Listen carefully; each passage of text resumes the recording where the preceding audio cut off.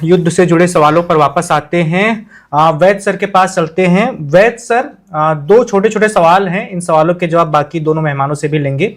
वो सवाल ये है कि जो नए सर्वोच्च नेता बने हैं मुस्तफा खामनेई, उनके बारे में कहा जा रहा है कि वो हो सकता है ईरान के परमाणु कार्यक्रमों को हरी झंडी दे दें। उनके पिताजी जो थे सर्वोच्च नेता, उन्होंने 2000 के दशक में एक फतवा जारी किया था कि हम परमाणु कार्यक्रमों को प्रतिबंधित रखेंगे। कहा जा रहा है कि फतवा अब हट गया है। जो नए सर्वोच्च नेता हैं वो इसको आगे बढ़ाने के लिए आदेश दे सकते हैं। पहला सवाल यह है सर। दूसरा सवाल है कि अमेरिका ने जिस मकसद के साथ हमला किया था 28 फरवरी को इजराइल के साथ मिलकर ईरान पे, वो अपने मकसद में कितना कामयाब हो पाया है? और क्या अमेरिका को इस युद्ध से बहुत ज्यादा आर्थिक नुकसान नहीं हो रहा? क्योंकि हम खबरें पढ़ पा रहे हैं कि ईरान की ओर से हजारों की रॉकेट्स भेजे जाते हैं, मिसाइलें जाती हैं, ड्रोन जाते हैं, और उनको गिराने के लिए इजराइल और अमेरिका को करोड़ों का रुपया खर्च करना पड़ता है। ये सब भी खबरें आ रही हैं। तो सर, दोनों सवालों के जवाब आप। वह ऐसा है कि जो आपका पहला सवाल है, देखिए उसमें जो पहले, इससे पहले भी अमेरिका ने अटैक किया था, अगर आपको याद होगा, न्यूक्लियर जो उनका आर्सेनल था, और उसको उस वक्त क्लेम किया था कि पूरी तरह डैमेज कर दिया है। और अब भी इजराइल भी और अमेरिका भी काफी उन्होंने इस तरह के अटैक किए हैं जहां इस तरह का जो भी कार्यक्रम चल रहा था उसको नुकसान पहुंचाने की कोशिश की है। मुझे लगता है काफी हद तक उसका अगर कंप्लीटली ऑब्लिटरेट नहीं किया, लेकिन काफी उसको नुकसान पहुंचाया है। और इतना आसान नहीं होगा उसको इमीडिएटली उसको रिवाइव करना, और उसमें टाइम लगेगा। दूसरा, जो मेजर लीडरशिप थी IRGC की, वो खत्म कर दी, और जो खोमेनी और उसके एसोसिएट्स थे, जो डिसीजन मेकिंग थे, उनको हटा दिया। लेकिन जैसे मेरे जनरल साहब और कर्नल फिरोई बोल रहे थे कि वहां उन्होंने सिस्टम ऑलरेडी बना के रखा कि एक जाएगा तो 4 लेयर्स का उन्होंने सिस्टम बनाया हुआ है। अब वहां ईरान में जो सिचुएशन है कि कोई पर्टिकुलर डायरेक्शन देने वाला नहीं है, वहां इंडिविजुअल जितने 32 प्रोविंस हैं उसमें IRGC का जो भी हेड है, अगर वो बचा है तो he is authorise to take decision and counter attack. और इंडिविजुअली इस तरह, इसीलिए आज वो जो अटैक्स हो रहे हैं आप देख रहे हैं, उन्होंने अमेरिका के जितने बेसिस थे उनको हिट किया। उनका इतना महंगा सिस्टम था जो 15 से 20 मिनट पहले सर्विलेंस से बता देता था, जो उनका मिसाइल जैसे ही टेक ऑफ करती थी, कहीं से छोड़ी जाती थी, वो कितने बिलियन डॉलर्स का वो खत्म कर दिया। तो कितना, मतलब आंधा कर दिया अमेरिका को। इस तरह उनके बेसिस को हिट किया है, उनके जो नुकसान है अमेरिका का। और सबसे बड़ी बात है, अगर ये युद्ध लंबा खींचने लगा तो अमेरिका के, आप जानते हैं अमेरिका में जब डेड बॉडीज कॉफिन्स जाती हैं उसका फिर क्या असर होता है। तो उसका फिर जो कोशिश है कि एप्स्टीन फाइल्स को भूल जाएं लोग, जो इस वक्त ये जो महंगाई वहां बढ़ी है, 37 ट्रिलियन डॉलर्स का अमेरिका का डेट है, और 1.4 और 5 ट्रिलियन डॉलर उसका इंटरेस्ट जाता है। आप बताइए कितने बड़े डेट ट्रैप में इस वक्त अमेरिका है। और वो वक्त चला गया जब पेट्रो डॉलर, वो पिछले 2-3 सालों से, जब से ये इनको डी लिंक किया है, अब अमेरिका के बाद वो खुले डॉलर तो है नहीं जो प्रिंट कर लेंगे। तो आपका ये जो डी डॉलराइजेशन का प्रोसेस चला, ये बहुत बड़ा झटका है। और इस डेट ट्रैप से निकलने के लिए अमेरिका को जरूरी था कि आप इस तरह की वॉर सिचुएशन क्रिएट करें। उनका, आप जानते हैं, बहुत स्ट्रांग जो वॉर मशीन्स हैं, इनकी फैक्ट्रियां हैं, उनका कितना बड़ा कंट्रोल है वहां के पॉलिटिकल लीडरशिप पे। तो अमेरिका को ये बहुत, मैं समझता हूं, जिस तरह से उन्होंने सोचा था कि वेनेजुएला में आपने किया, प्रेसिडेंट और उसकी वाइफ को उठाया, और इस तरह का कोई एक या 2 दिन का ऑपरेशन होगा, ये मुझे लगता है उन्होंने पंगा ले लिया, और ये बहुत इतना जल्दी खत्म होने वाला नहीं, और अमेरिका और इजराइल को भी हिट हो रहा है। और बिल्कुल। आप जानते हैं, अगर ज्यादा टाइम नहीं है, हम हिस्ट्री में जाएंगे तो बहुत लंबा हो जाएगा।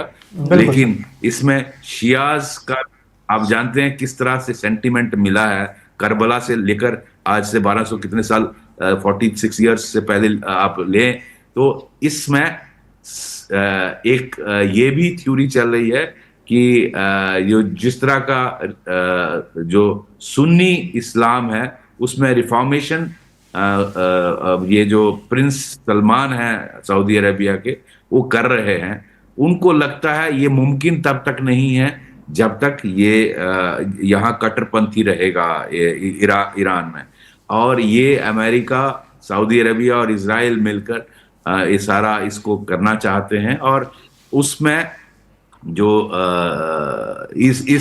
अगर इस ईरान को ऑब्लिटरेट कर दिया जाए, इसके हिस्से टूट गए, या ये जिस तरह मैं बोल रहा था कि ये बलूचिस्तान का हिस्सा अगर हो गया और कुर्द्स को खड़ा कर दिया गया, तो इसका नतीजा क्या होगा कि डिसमेंबर होगा ईरान, और उसका नतीजा अल्टीमेटली आप देखिएगा। बिल्कुल। वैद सर, अभी आपने कुर्दों की बात की, क्या बार बार बात होती है कि अमेरिका का जो दीर्घकालिक रणनीति है उसकी रणनीति में ईरान का बंटवारा भी शामिल है, और बार बार कुर्दों के बारे में कहा जाता है कि उनकी आबादी ठीक ठाक है लेकिन वो अलग अलग देशों में बटी हुई है। क्या आपको लगता है कि अभी नहीं लेकिन भविष्य में ईरान के बंटवारे के बारे में भी अमेरिका कभी सोच सकता है?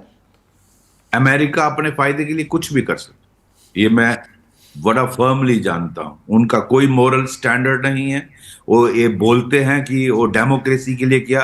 उनके, अगर आपने प्रोफेसर जेफरी साच को सुना है, वो जो खुद अमेरिकन है और एक एक्सपर्ट हैं on American policy, he has been repeatedly saying कि अमेरिका ने 100 देशों में रिजम चेंज किया on the name of democracy and civil liberties. बिल्कुल वैद सर, जो रिजम चेंज किए वो सारे वो थे, ऑटोक्रेटिक थे सारे। और उनकी वजह से आपने, आप दूर क्यों जाना, बांग्लादेश जाइए जो हमारे नेबरहुड में किया, उसका क्या नतीजा हुआ? वहां टेररिज्म बढ़ा, जहां जहां उन्होंने किया, सीरिया, इराक, हर जगह टेररिज्म। दुनिया की 90% प्रॉब्लम ही अमेरिका की वजह। बिल्कुल वैद सर, अब कोचर सर के पास चलेंगे। कोचर सर, वैद सर जैसा बता रहे थे कि अमेरिका चाहता है कि लोकतंत्र स्थापित हो इन देशों में, तो लोग सवाल उठाते हैं कि उत्तर कोरिया में लोकतंत्र की मांग क्यों नहीं करता अमेरिका, वहां भी जाकर हस्तक्षेप करे। लेकिन फिर लोग जवाब भी देते हैं कि उसके पास परमाणु हथियार है। तो परमाणु हथियारों को लेकर भी आपसे सवाल होगा, जो नए सर्वोच्च नेता बने हैं इनका परमाणु हथियारों को लेकर रुख कैसा हो सकता है आपके हिसाब से? देखिए वैभव, मैं आपसे एक सवाल पूछता हूं। जी सर। क्या कोई मुझे अश्योरेंस दे सकता है कि इजराइल एक न्यूक्लियर वेपन के बहुत करीब नहीं है?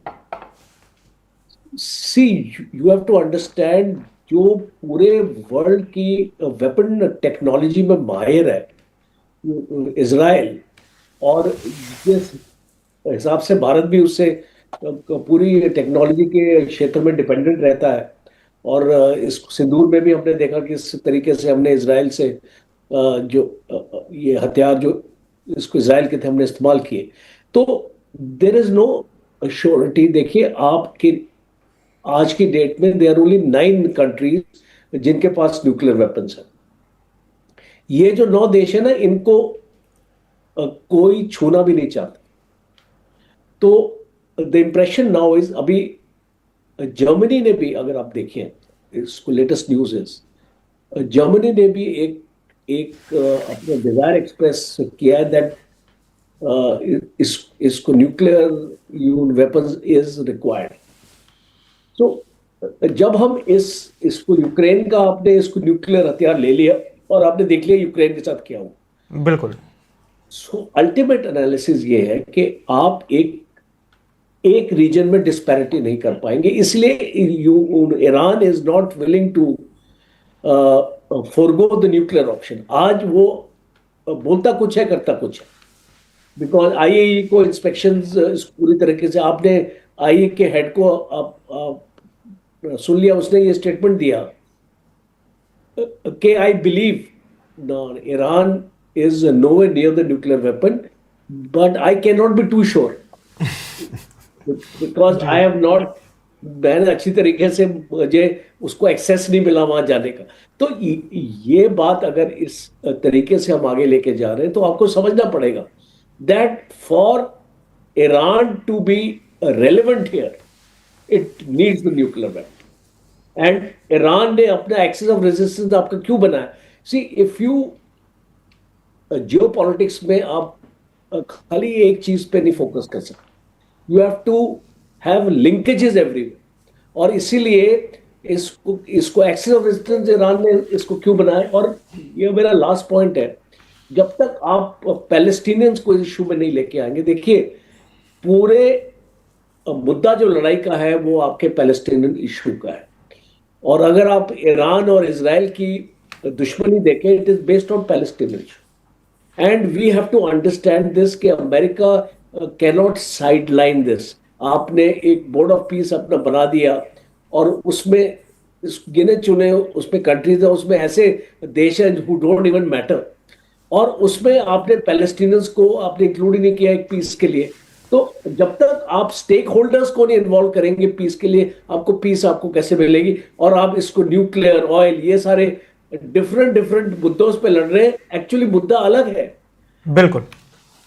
सो वो जब तक आप उसको two state solution, Abraham accord को आप दोबारा से लेके नहीं आएंगे और ये जो टू स्टेट सोल्यूशन की तरफ नहीं बढ़ेंगे, मुझे लगता नहीं है कि मिडिल ईस्ट में या वेस्ट एशिया में, जो भी नाम आप इसको दें, इस पीस आ सकती। बिल्कुल कोचर सर, एक छोटे से सवाल का जवाब और दे दीजिए, उसके बाद फिर हम सिरोही सर के पास चलेंगे और उनकी आखिरी टिप्पणी लेंगे इस बातचीत की।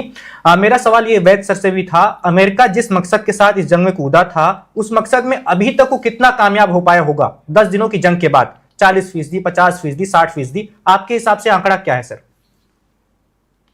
देखिए, इसको मैं क्वांटिफाई तो नहीं कर सकता बिकॉज मेरे पास कोई इतनी आपके एग्जैक्ट इंफॉर्मेशन नहीं है कि मैं इसको क्वांटिफाई करूं। मैं आपको एक सिंपल सी चीज बता सकता हूं, वो इसका मकसद हासिल नहीं हुआ, इसीलिए वो अपना तीसरा आपका एयरक्राफ्ट कैरियर अपना लेके आया और 151.2 मिलियन डॉलर्स की मिलिट्री एड उसने इजराइल को दी है। और जैसे कल साहब बता रहे थे, मैं उसको क्वांटिफाई करता हूं उस इंफॉर्मेशन को, 1200 100 पाउंडर और 200 पाउंडर की बॉम्ब केसिंग इजराइल पहुंच चुकी है। तो इसको, ये जो लड़ाई है, ये अब फोकस शिफ्ट करेगी बिकॉज अमेरिका को जितना दम था उसका दम अभी खत्म होता जा रहा है। बिकॉज देखिए, आप एक एट्रिशन वॉर को एक एयरक्राफ्ट कैरियर से या अपने एयरबेसिस से आप इसको नहीं कर सकते, आपको अंदर जाना पड़ेगा अगर आपको इसमें कोई इम्पैक्ट करना है। अब आपके पास सब कुछ खत्म हो रहा है, इसीलिए अब आप इजराइल को लेके आएंगे और आप इसको देखेंगे आने वाली लड़ाई में जो आपको इंटेंसिटी इजराइल की तरफ से मिलेगी वो ज्यादा होगी और यूएस की इंटेंसिटी आपकी कम होगी।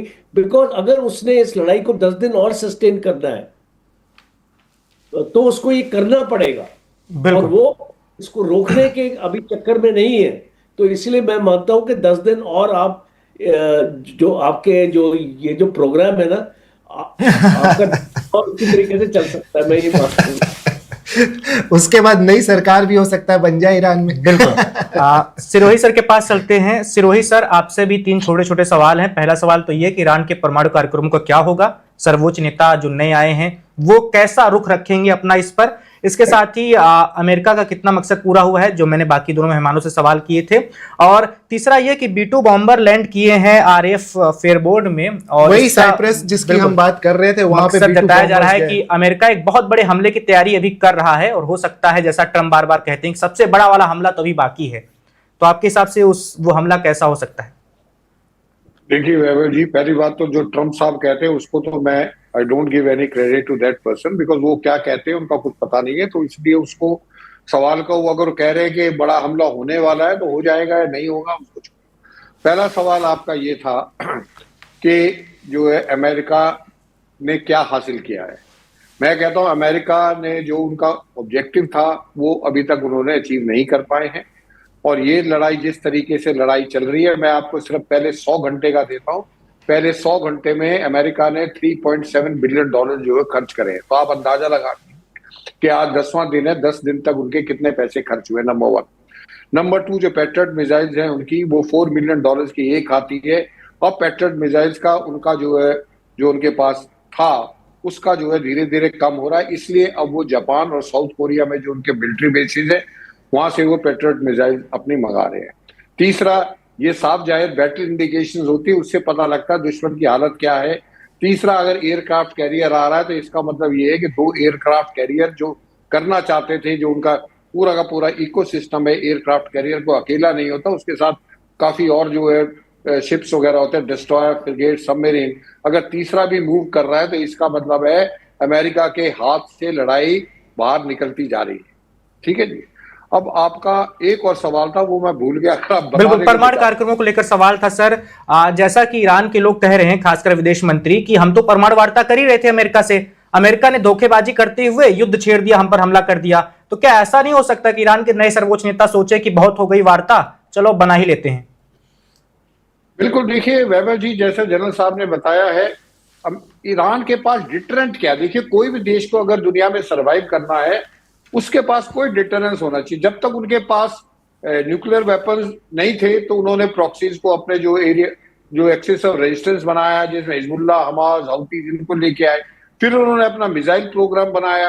अब मिसाइल, अगर आज ईरान के पास एक न्यूक्लियर बॉम्ब भी होता तो ना तो अमेरिका की हिम्मत होती और ना इजराइल की हिम्मत होती। तो ये ईरान के लिए भी एक बहुत बड़ा सबक है कि अगर हमको एग्जिस्ट करना है, हमारी जो है यहाँ पे वर्चुअस कुछ रहना है, तो हमको न्यूक्लियर बॉम्ब बनाना पड़ेगा। और मैं कहता हूँ ईरान को न्यूक्लियर बॉम्ब, अगर मिडिल ईस्ट में आप स्टेबिलिटी चाहते हो, आप चाहते हो कि शांति से लोग रहे, तो वहां पे न्यूक्लियर बॉम्ब ईरान के लिए होना जरूरी है। तभी, क्योंकि फिर इजराइल को भी डर लगेगा, ईरान को भी डर लगेगा, अमेरिका को भी डर लगेगा। भय बिन होत न प्रीत, ये बातें बहुत कही जा रही हैं। वैद सर के पास चलते हैं। वैद सर, एक आखिरी टिप्पणी इस बातचीत की आपसे लेंगे। पिछले साल मई जून के महीने में 12 दिन की जंग हुई थी, अमेरिका, ईरान और इजराइल भी उसमें शामिल था। उस जंग में 10 दिन होते होते मध्यस्थता होने लगी थी, मध्यस्थता की बात शुरू हो गई थी। अभी भी हम जंग के 10वें दिन में पहुंच चुके हैं, लेकिन मध्यस्थता जैसी कोई बात हमें दिख नहीं रही। आपको लगता है कि कोई देश आएगा और ये सब शांत कराने की कोशिश करता हुआ दिखेगा और उसकी कोशिशें कामयाब भी हो पाएंगी? वैभव जी, आज के जमाने में जंग लंबी खींचना बहुत भारी पड़ता है। आपने देखा यूक्रेन का जो युद्ध है वो 4 साल से चल रहा है, और मेरे ख्याल इस पूरी मॉडर्न हिस्ट्री में लॉन्गेस्ट बैटल चल रही है। तो कितनी बर्बादी और तबाही, लाखों में लोग मारे, और ये अमेरिका को भी बहुत भारी पड़ रहा है और ईरान को भी। और देखिए, मेरा ये मानना है, अभी कुछ दिन हो सकता है 10 दिन और खींच लें, 10-15 दिन, 20 दिन खींच लें, लेकिन ये अनलिमिटेड लंबा खींचना बहुत भारी पड़ेगा। अगर खिंचा तो ईरान भी बर्बाद हो जाएगा और अमेरिका और इजराइल की जो हालत हो रही है वो रिटेलिएशन में होगी। तो मुझे लगता है, मैं सिर्फ भगवान से प्रार्थना करता हूं कि सद्बुद्धि इनको दे। जो ट्रंप, मैं आज उनका ट्वीट देख रहा था, मैंने अपनी जिंदगी में कभी भी किसी हेड ऑफ स्टेट को ये वर्ड यूज करते नहीं देखा, FUC के फक। एंड आज उनके, आप पूछ रहे थे ना क्या रिएक्ट करोगे उस पर जी, ये head of country writing fuck, इस वर्ड को आप मुझे बोलते हुए शर्म आ रही है। तो ऐसे उस पर क्या रिएक्ट करेंगे? तो भगवान सद्बुद्धि दे इन तीनों नेताओं को जो हेड करते हैं। और जंग किसी के लिए अच्छी नहीं होती है। आप इंसानों की तो बात ही मत करिए, पता नहीं करोड़ों जानवर मर रहे हैं, उनका तो कोई पूछता नहीं, उनकी कोई बात नहीं करता। कितने परिंदे मर रहे हैं, इंसान तो मर ही रहे हैं। तो ईश्वर इनको सद्बुद्धि दे और जल्दी से वहां अमन हो जाए, दुनिया बराबर अपने नॉर्मल जिंदगी गुजारे। मैं इतनी प्रार्थना करता हूं भगवान से। Subscribe to One India and never miss an update. Download the One India app now.